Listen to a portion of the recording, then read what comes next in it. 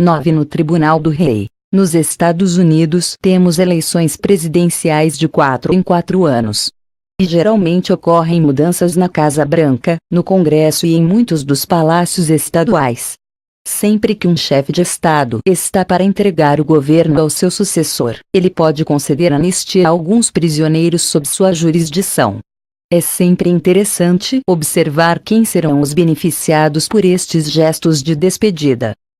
Se eu ou você estivéssemos presos e nos dissessem, você está livre, o presidente concedeu-lhe anistia, com toda a certeza faríamos as malas e partiríamos bem depressa. Aquele perdão presidencial modificaria toda a nossa vida.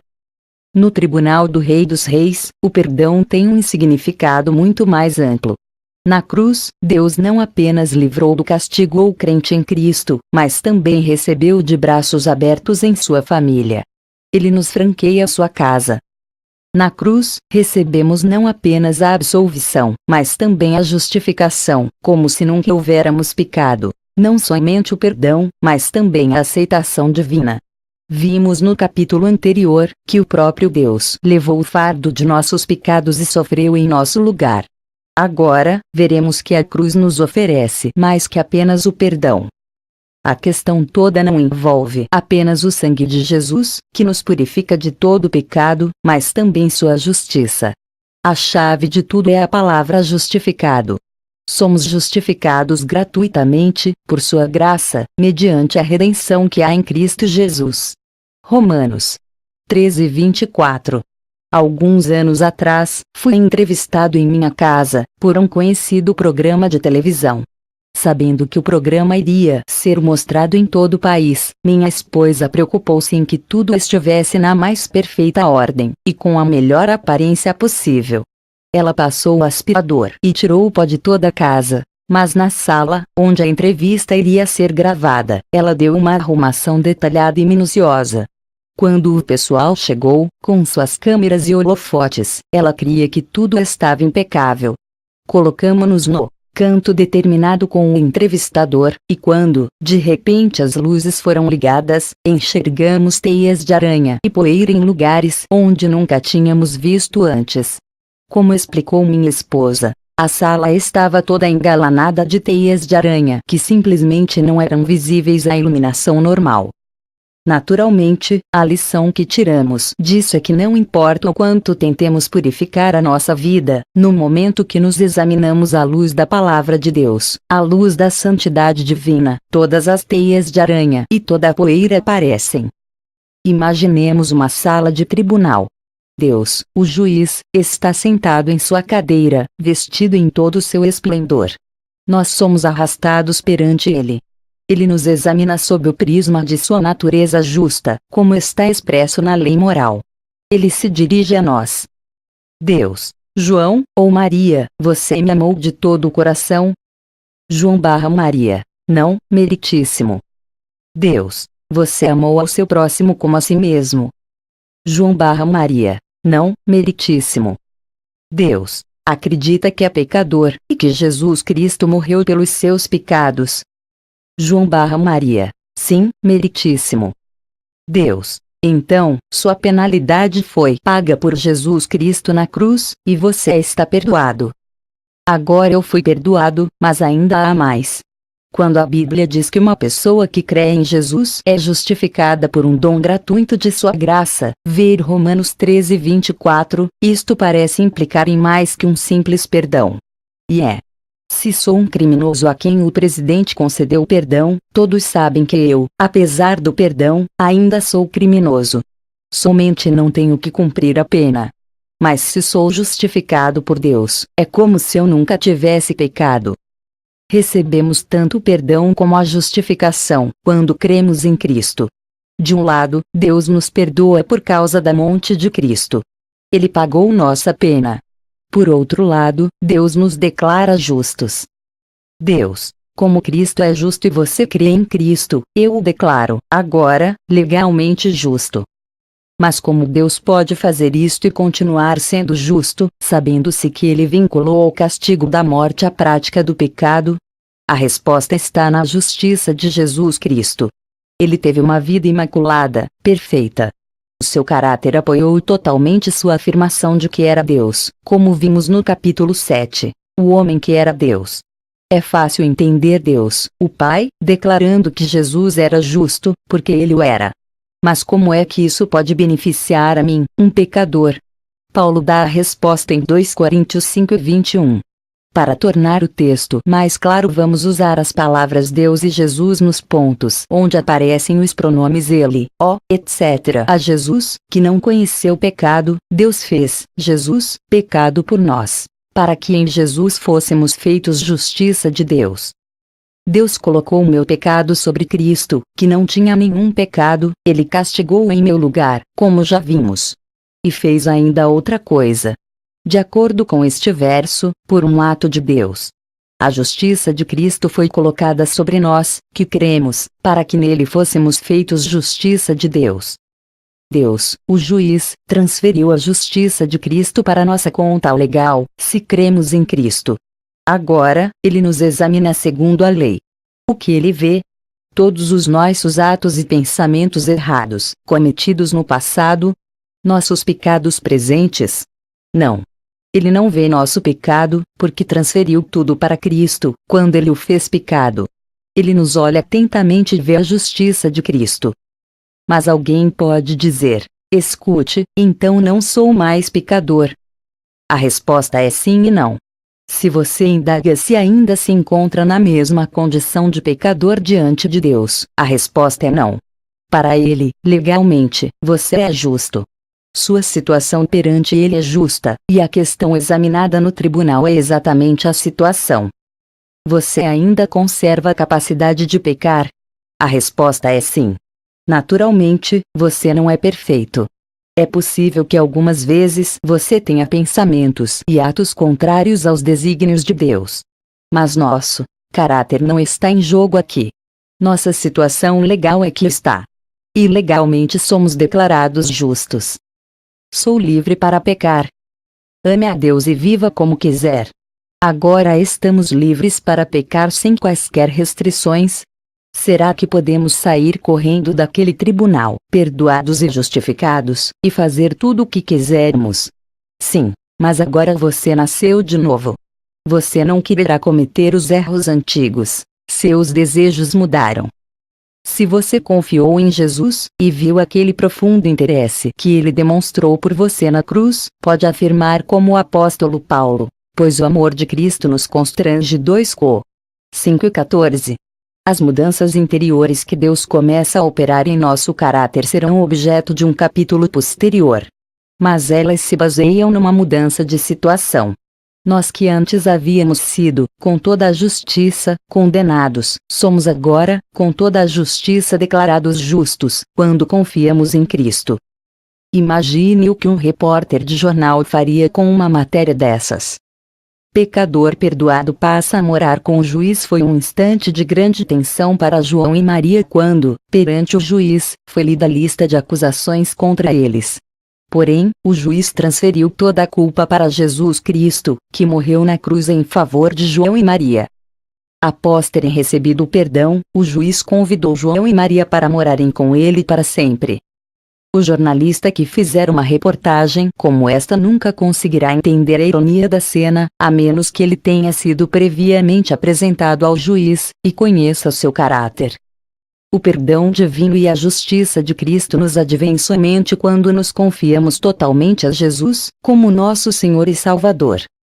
Quando assim fazemos, Deus nos recebe em sua intimidade.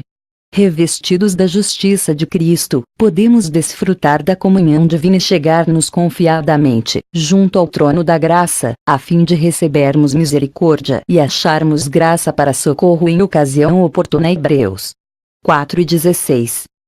Conclusões do testemunho. Se eu fosse advogado, estou certo de que examinaria os eventos dos grandes julgamentos realizados no passado, as evidências apresentadas, e as conclusões a que se haviam chegado, pelas averiguações feitas. Existem algumas conclusões de importância vital, que podemos tirar da morte de Cristo. Primeiro, na cruz vemos a mais forte prova da culpabilidade do mundo. Ali, o pecado atingiu seu grau máximo, quando foi manifestado. O pecado nunca foi mais negro nem mais medonho que no dia em que Cristo morreu. Algumas pessoas dizem que, de lá para cá, o homem se aperfeiçoou bastante, e se Cristo viesse hoje teria uma recepção gloriosa. Mas estou convencido de que se ele voltasse hoje, seria torturado e morto ainda com maior rapidez do que o foi há 2000 anos, embora talvez por métodos diferentes, mais sofisticados. Mas os pecadores ainda gritariam: fora com este homem! A natureza pecaminosa da humanidade não mudou. Quando contemplamos a cruz, vemos uma prova clara de que todos os homens pecaram e carecem da glória de Deus. Rm. 13:23. Este é o veredito inevitável de Deus. O segundo fato que podemos concluir da cruz é que Deus odeia o pecado e ama a justiça. Ele nos tem dito muitas vezes que a alma que pecar, morrerá, e que ele não pode perdoar nosso pecado a menos que nosso débito seja pago. As Escrituras afirmam: sem derramamento de sangue não há remissão. Hebreus 9:22. Deus não tolerará o pecado. Sendo o juiz moral de todo o universo, ele não pode contemporizar, se é que deseja continuar sendo justo. Sua santidade e sua justiça exigem a execução da sentença pela transgressão da lei. Existem algumas escolas de pensamento que creem que tal descrição de Deus é por demais severa. O pecado, dizem eles, tem bases psicológicas. Algum tempo atrás, um jovem foi executado por haver assassinado 2 rapazes. Os jornais ocuparam-se grandemente dos argumentos legais, dos debates acerca da pena de morte, e dos inúmeros adiamentos da data da execução. Por que ele cometera tal ato? Que eventos ou pessoas, no passado, haviam influenciado sua mente, para que se tornasse tão ímpia? Muitas pessoas afirmam não serem responsáveis por seus atos. Culpam os pais, o ambiente ruim, e até o governo. Mas Deus diz que todos nós somos responsáveis. Quando olhamos para a cruz, vemos como é drástica a maneira como Deus pune o pecado. A Bíblia declara o seguinte: aquele que não poupou a seu próprio filho, antes, por todos nós o entregou, porventura não nos dará graciosamente com ele todas as coisas. Romanos 8:32. Aquele, Jesus, que não conheceu pecado, ele, Deus, o fez pecado por nós. 2 Coríntios 5:21. Se Deus teve que enviar o seu único filho à cruz para pagar a pena do pecado, então o pecado deve ser terrível à sua vista. Contudo, vemos também que Deus ama a justiça, e reveste o crente de justiça por causa da cruz. É admirável pensar nisso. Somos revestidos, cobertos, protegidos, escudados. Existe um velho e maravilhoso hino que diz: Jesus, teu sangue e tua justiça são minha beleza e minha gloriosa vestimenta. Isto não é uma justiça própria, mas a justiça que procede de Deus, baseada na fé. F. 3:9. Deus está operando através do Espírito Santo para tornar o crente justo em seu caráter interior. Pedro mostra como esta questão está intimamente relacionada com a cruz quando disse de Cristo, carregando ele mesmo em seu corpo, sobre um madeiro, os nossos pecados, para que nós, mortos aos pecados, vivamos para a justiça. 1 Pedro 2:24. Que outras conclusões podemos tirar do testemunho da cruz? Vemos nela a maior demonstração do amor de Deus. Porque Deus amou ao mundo de tal maneira que deu seu Filho unigênito, para que todo que nele crê não pereça, mas tenha a vida eterna. João 13:16. Em nossa fraqueza de seres humanos, tendemos a criar graduações de pecados. Esse aqui é um pecado pequeno, em nossa escala de valores, mas aquele lá é um pecado muito grande. Daí, pensarmos que Deus pode perdoar o pecado pequeno, mas nunca poderá perdoar e aceitar um terrível pecador. Lembro-me de um episódio da Segunda Grande Guerra que ilustra bem esta ideia. Hitler e seu Terceiro Reich tinham sido derrotados pelos aliados. Muitos dos antigos líderes nazistas, que haviam praticado alguns dos mais infames crimes conhecidos pela humanidade, foram levados a julgamento em Nuremberg. O mundo todo voltou sua atenção para lá, enquanto as sentenças de morte ou prisão eram passadas contra aqueles criminosos de guerra. Contudo, em meio aos julgamentos de Nuremberg, divulgou-se a seguinte história, relatada pelo capelão Heinrich Geretke. Ele fora chamado para dar assistência espiritual ao alto comando nazista. Ele se considerava um simples pregador, criado numa fazenda do interior, mas foi-lhe confiada esta tarefa extremamente difícil. O capelão narrou a sincera conversão à fé em Jesus Cristo de alguns daqueles homens que haviam cometido crimes desprezíveis. Um deles fora anteriormente um dos generais mais chegados a Hitler. A princípio, o capelão adotou uma atitude cautelosa em relação às confissões de fé dos presos. Disse que a primeira vez que viu aquele general lendo a Bíblia pensou, fingimento. Porém, à medida que passava mais tempo com ele, veio a reconhecer a verdade, e escreveu: quanto mais eu ouvia, mais sentia que era possível que estivesse sendo sincero. Ele admitira que não fora bom cristão, e fazia questão de afirmar que se sentia muito feliz de que a própria nação que talvez o condenasse à morte, se preocupasse com seu destino eterno, a ponto de fornecer-lhe orientação espiritual. E com a Bíblia na mão, ele dizia: sei, por este livro, que Deus pode salvar um pecador como eu. Que amor admirável Deus nos revelou na cruz. A quarta conclusão que podemos tirar do testemunho da cruz é que ela constitui a base para a verdadeira fraternidade universal. Existem muitos grupos por aí que esposam a causa da fraternidade universal e fazem apelos em favor da paz mundial. Somente quando entrarmos na família de Deus, através da paternidade divina, é que poderá existir a verdadeira fraternidade humana. Deus não é nosso Pai automaticamente, a não ser pela criação, quando nascemos. É preciso que Ele seja nosso Pai espiritualmente. A Bíblia ensina que, pela cruz, gozamos de uma gloriosa fraternidade, como de um Pai. Porque Ele é a nossa paz, o qual de ambos fez um. E, tendo derrubado a parede da separação que estava no meio, a inimizade, aboliu na sua carne a lei dos mandamentos na forma de ordenanças, para que dos dois criasse em si mesmo novo homem, fazendo a paz.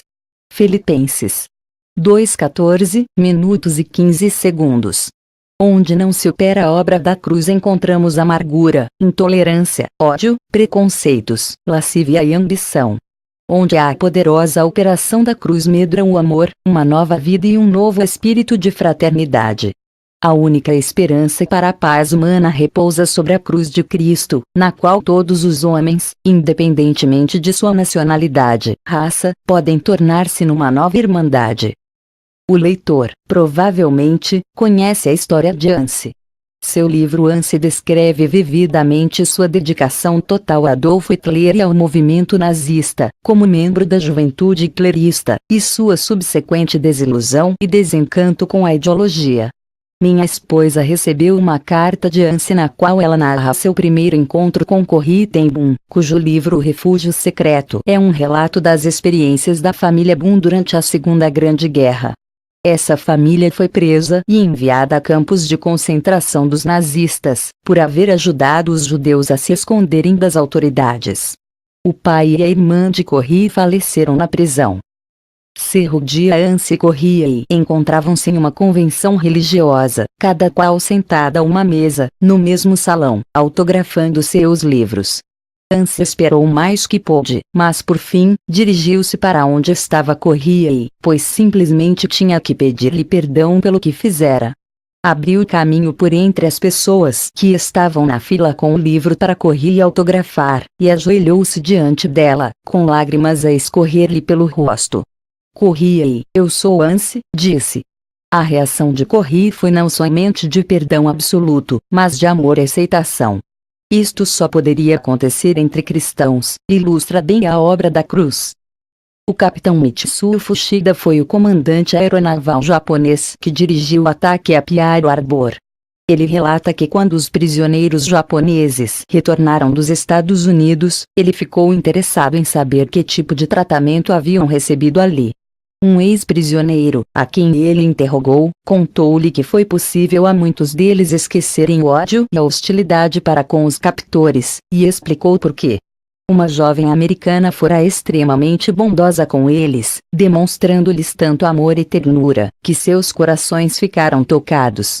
Eles se indagavam por que ela era tão bondosa para com eles, e ficaram grandemente admirados quando ela lhes explicou a razão. Seus pais haviam sido mortos pelo exército japonês.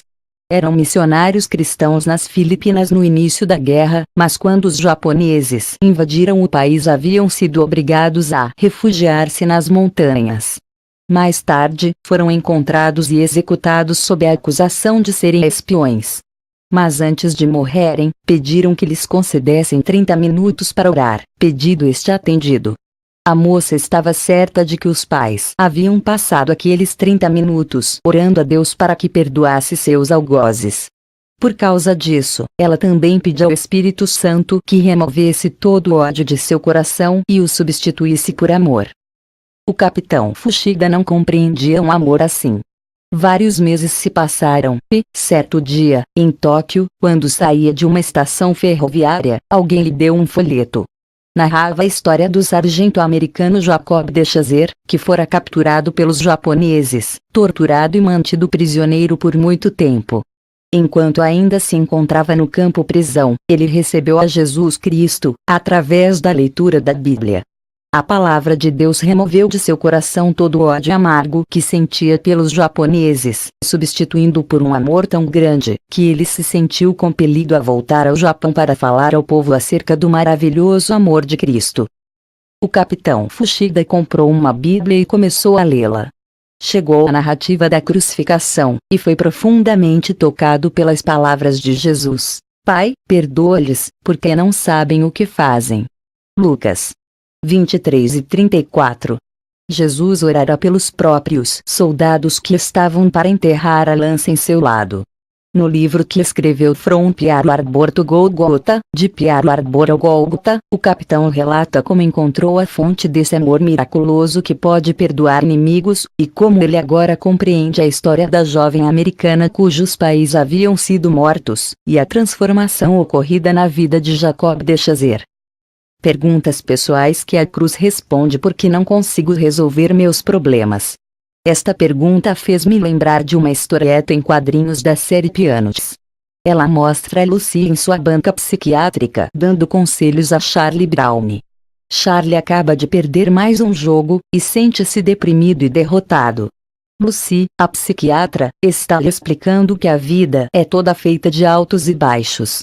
E Charlie afasta-se dali gritando: mas eu detesto os baixos, quero só os altos. Receio que muitas vezes nós, que pregamos a mensagem cristã, damos a impressão de que, depois que uma pessoa aceita Jesus Cristo, ela nunca mais terá problemas. Isso não é bem verdade. A realidade é que temos alguém que nos ajuda a enfrentar os problemas. Temos uma amiga que está paralítica há 30 anos. Apesar dos problemas que a atormentam, para os quais não há solução, ela aprendeu não somente a aceitar sua condição, mas, além disso, é uma pessoa radiante e vitoriosa, uma bênção para os outros, e uma notável ganhadora de almas para Cristo. Paul Tournier, um dos maiores psiquiatras suíços, afirmou que na vida cristã precisamos entender que cada dia nos apresenta novas circunstâncias, e sempre teremos que fazer certas acomodações. Se viajo de carro para outra cidade, não irei dirigir o tempo todo com as mãos rígidas no volante, nem rodar sempre à mesma velocidade. Terei que parar vez por outra, e dar partida no veículo, fazer ajustamentos. O mesmo se aplica a nosso viver diário. Há sempre um preço a se pagar pelo fato de sermos seres humanos. Uma parte desse preço são dores e problemas. Mas temos a promessa de Cristo de que está sempre conosco. No Salmo 34, há 3 grandes afirmações acerca de nossos problemas. Clamou este aflito, e o Senhor o ouviu e o livrou de todas as suas tribulações. Versículo 6. Clamam os justos, e o Senhor os escuta e os livra de todas as suas tribulações. Versículo 17. Muitas são as aflições do justo, mas o Senhor de todas o livra. Versículo 19. A vida cristã não é uma via de escape da existência, mas um caminho que nos conduz através dela. A palavra livrar nesses versos não fala de uma libertação das dificuldades, mas de uma libertação em meio a elas.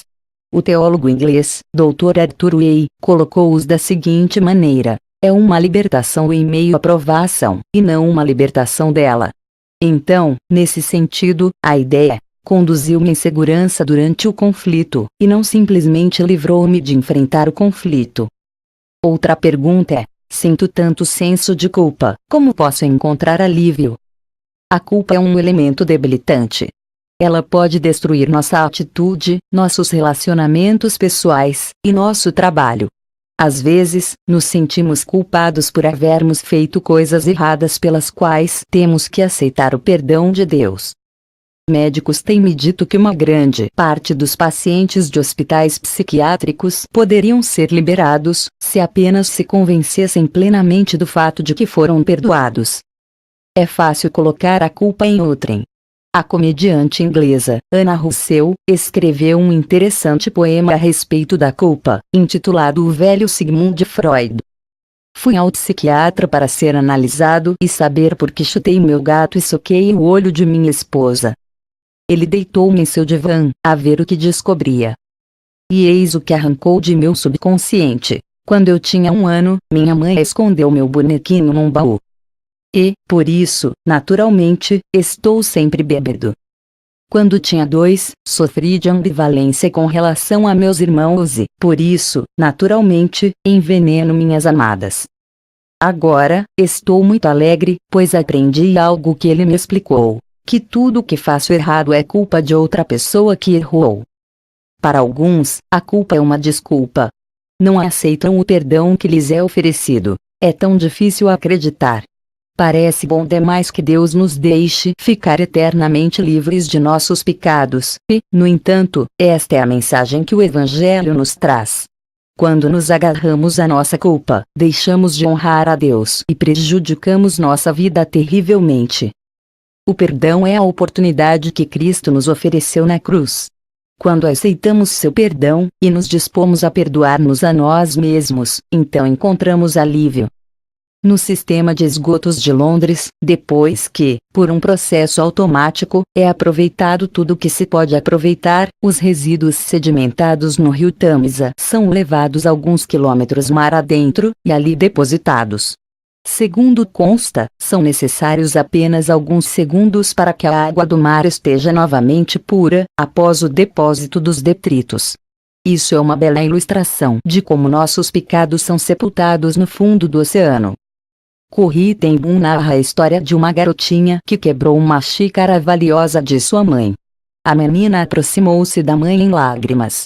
Ah, mamãe, perdoe-me. Quebrei sua linda xícara. A mãe respondeu: sei que você está sentida, e a perdoou. Agora não chore mais. E recolheu os cacos da xícara quebrada, e atirou-os no lixo. Mas a filha parecia estar gostando daquele sentimento de culpa. Foi à lata de lixo, pegou os cacos da xícara, levou-os à mãe, e disse-lhe, em prantos: mamãe, sinto muito haver quebrado sua xícara. Dessa vez a mãe lhe falou com toda a firmeza: pegue estes pedaços, e os coloque no lixo. Não seja tola de apanhá-los novamente. Eu já disse que a perdoei, e portanto não chore mais e não torne a pegar os cacos da xícara. A culpa é removida pela confissão e purificação.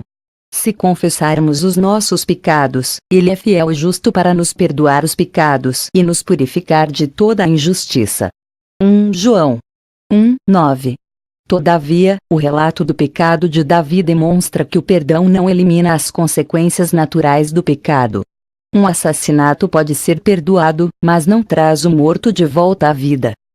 Existe uma história bem conhecida de alguns homens escoceses, que haviam passado o dia todo pescando. À noite, eles se encontravam numa pequena estalagem tomando chá. Um dos pescadores, num gesto característico para descrever o tamanho de um dos peixes que haviam escapado, abriu os braços atabalhoado, exatamente no momento em que a garçonete se inclinava para depositar a chávena diante dele. Sua mão esbarrou na xícara, atirando o chá na parede caiada. Imediatamente, uma feia mancha marrom começou a espalhar-se pela parede. O homem que provocara o acidente estava muito constrangido, e desculpou-se repetidas vezes. Outro freguês que ali estava, ergueu-se rápido, dizendo: Não se preocupe. E retirando do bolso uma caneta, começou a desenhar o contorno da feia mancha. Logo todos puderam distinguir a figura de um magnífico veado real, com seus grandes galhos. Aquele artista era Sir Edwin Landseer, o melhor desenhista de animais da Inglaterra. Este incidente sempre ilustra para mim o fato de que, se confessarmos não somente nossos pecados mas nossos erros para Deus, Ele pode fazer deles algo que redunde para nosso bem e sua glória. Por alguma razão, parece mais difícil confiar a Deus nossos erros e tolices do que os pecados. Nossos enganos e mancadas parecem tão grosseiros, ao passo que os pecados parecem mais uma frutificação própria de nossa natureza humana. Mas o texto de Romanos 8:28 afirma que, se os confiarmos a Deus, Ele pode fazer com que tudo contribua para nosso bem e sua glória. Quando alguém faz um bolo, mistura vários ingredientes como farinha, fermento, chocolate amargo, manteiga, etc., os quais, se provados separadamente, não têm bom sabor, mas reunidos dão um delicioso bolo. O mesmo se dá com nossos erros e pecados, embora não sejam um bem em si mesmos. Se os entregarmos a Deus, com fé simples e sincera, Ele os maneja à sua própria maneira e no tempo certo, e faz deles algo que coopera para nosso bem e sua glória. Pergunta: é preciso que eu entenda tudo o que diz respeito à morte de Cristo? A profundeza do amor de Deus ao enviar seu Filho para pagar um preço tão terrível está acima da compreensão humana. Temos que aceitar tudo pela fé, ou então continuaremos a carregar o peso da culpa. A salvação vem somente por Cristo, pela fé somente, e somente para a glória de Deus. Jesus nunca disse: compreenda somente, mas, sim, crê somente.